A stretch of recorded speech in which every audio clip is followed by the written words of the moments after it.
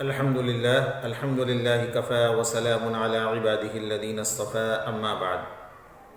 عزیز دوستو، اس میں کوئی شک نہیں کہ رسول اللہ صلی اللہ علیہ وسلم کی طرف منسوب کر کے کوئی بات کرنا انتہائی ذمہ داری اور احتیاط کا کام ہے، اور اس میں ذرا سی کوتاہی اور بے احتیاطی سے کام لیا گیا تو انسان انتہائی سخت وعید کا مصداق بن سکتا ہے۔ ایک روایت ہے حدیث قدسی کے نام پہ کہ اللہ تبارک و تعالیٰ کا ارشاد ہے کہ میں ایک چھپا ہوا خزانہ تھا، میں نے چاہا کہ میں پہچانا جاؤں تو میں نے مخلوقات کو پیدا کیا۔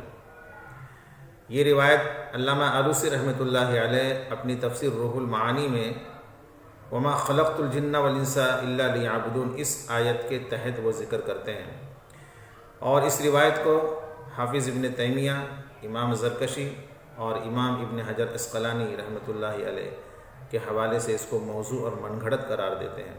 علامہ آلوسی رحمۃ اللہ علیہ آگے مزید لکھتے ہیں کہ اس روایت کو نقل کرنے والے صوفیاء کرام بھی اس بات کا اعتراف کرتے ہیں کہ یہ رسول اللہ کا ارشاد یا اللہ کا فرمان نہیں ہے۔